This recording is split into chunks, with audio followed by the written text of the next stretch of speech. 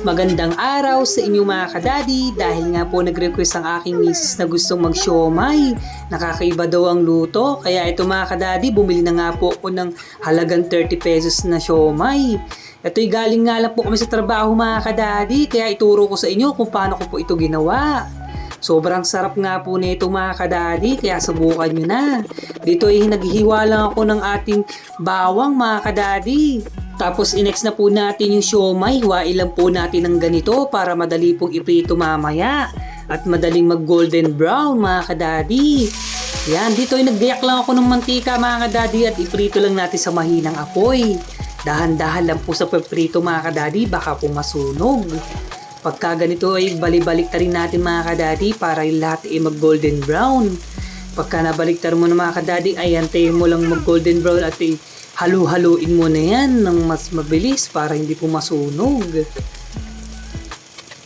Pagka ganito mga kadadi, mag-golden brown na, ay hanguin na natin yan.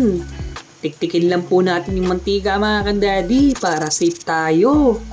Dito mga kadadi ay naglagay lang ako ng kaunting mantika at ilagay na natin yung bawang natin.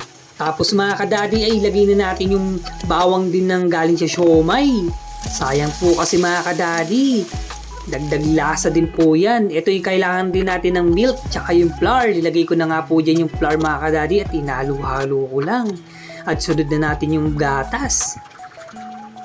Halo-haloin lang mga kadadi hanggang sa lumapot ito. Naglagay nga lang po ko dito ng patis mga kadadi.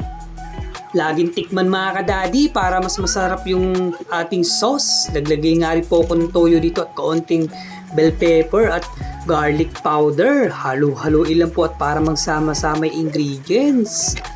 Napakasarap at napakalapot na nga po mga kadadi. Pagka malapot na yan, ilagay na natin yung siomay natin kanina na pinirito. Napakalutong nga nito at mga kadadi at siguradong magugustuhan po nyo at makakaubos kayo ng kanin nito. Pero mga kadadi, hingin muna ako ng favor sa inyo. Pakipollow naman po ang ating account para po sa mga susunod na upload natin ay ma-update kayo. Maraming salamat po sa walang sawang suporta mga kadadi. Pakicomment naman po kung tagasan kayo para po malaman namin kung saan umabot ang video na ito mga kadadi. Eri nga po kain na tayo mga kadadi bago tayo kumain. Siyempre magdasal muna po tayo at magpasalamat sa Diyos mga kadadi dahil siya ang nagbibigay ng buhay sa ating lahat at blessing. Tara kain na tayo mga kadadi. Talo-talo muna. Gayak ng sausawan, ito'y kain na na. Eri nga po si Daddy Mike Kitchen na laging nagsasabing mas piliin yung laging masaya. Bye bye po!